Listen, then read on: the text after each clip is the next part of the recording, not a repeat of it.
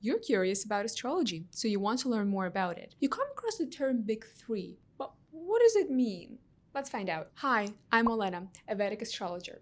In this video, I will talk about what the Big Three are and why they are so important in astrology. So, what are the Big Three? In your birth chart, the Big Three refers to your sun, moon, and rising placement in the zodiac signs. A blended interpretation of the three should give you a somewhat accurate description to your core personality. These three placements for sun, moon, and rising in the sign are the most important and personal of the entire birth chart, which is why they're so important and why they're referred to as the Big Three. I should note that the term Big Three itself originates from Western astrology, and my channel specializes in Vedic astrology, although the reference to sun, moon, and rising signs is universally important in all forms of astrology, which is why I'm going to cover why they're so important from the Vedic astrology POV. Number one, rising sign. Rising sign, also called as the Ascendant or Lagna in Vedic astrology, is considered to be the most important of all three signs,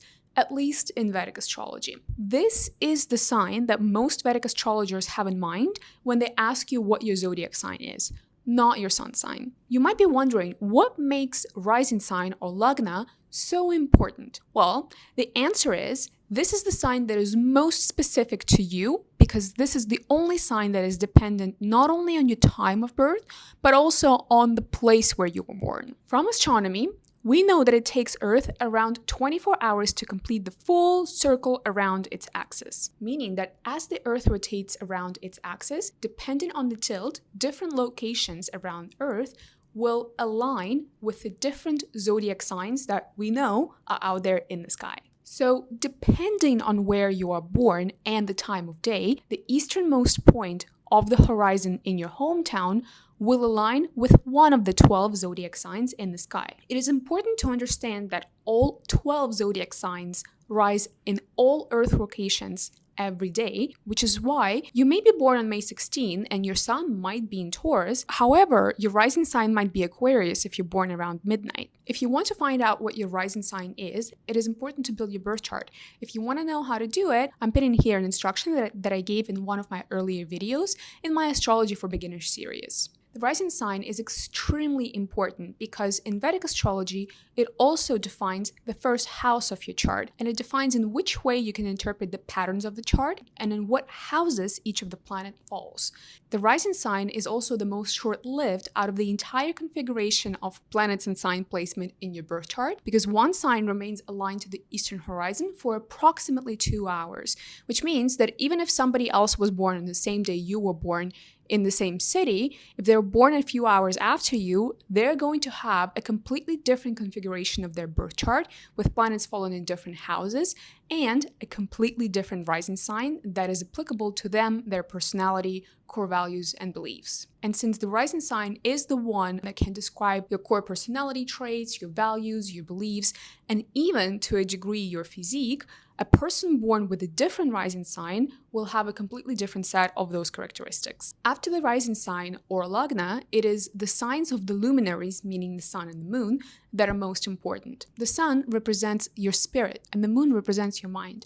Let's talk about them in more detail. Number two, moon sign. The moon sign is the close second to the rising sign when describing a person's core characteristics and qualities. Moon overall is a very important and you can even say central part in Vedic astrology because it is even sometimes referred to as the lunar astrology. But why is that? You may know from Western astrology that moon represents your inner world and your ability to deal with emotions. And while that is also true in Vedic astrology, we look at the moon in a much bigger way, because the moon in Vedic astrology represents your mind. And this is where samskaras, otherwise known as the karmic patterns that you can see from the birth chart, are contained. If you're not familiar with the term samskaras or even karmic patterns, think about this as your own personal factory settings. In addition to looking at moon as the mind, we also look at it as an indicator of mental health, intuition, and perception. So really, what moon represents is how you perceive the world, how you understand it, how you look at it. It's like your own personal filter of reality. Moon's importance makes perfect sense if you think about it.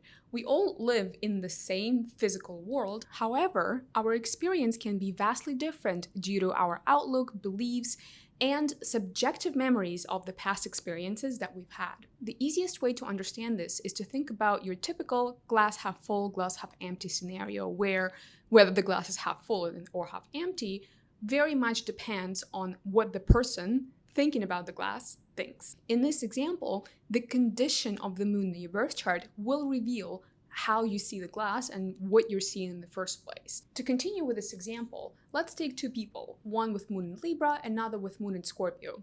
A person with moon in Libra might look at the glass and might think about the quality with which the glass was made, or the proportions of the glass, or the form and the shape of it.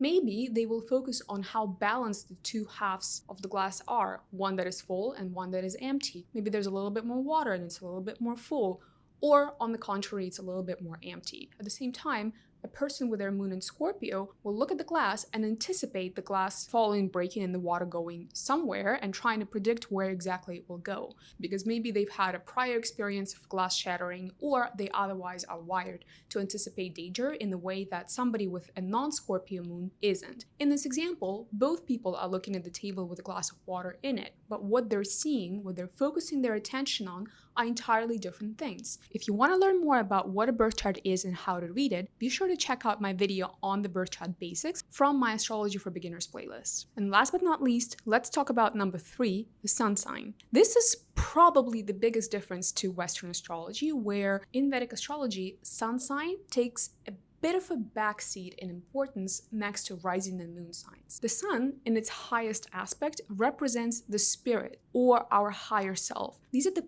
deeply personal characteristics through which your soul wishes to express itself and to shine. Although the nature of this expression is deeply personal, the qualities that can be attributed to your sun sign do not typically dominate in your personality. As you probably know, you share the same sun sign with people born within the same roughly 30-day window as you every year. So even though these qualities are present in you to a degree, they don't necessarily manifest as strongly as your ascendant or moon signs. I should note that the big 3 typically emphasizes the sun, moon, and rising placement in the zodiac sign, but not so much in the house of the chart. And while it's very easy with the ascendant, since ascendant equals first house in Vedic astrology, the placement of sun and moon in the house can reveal a lot about their personality, where they shine, how they recharge themselves, and other important factors. I would also like to mention that it is really important to consider which planet rules the ascendant and which house it is placed in the birth chart,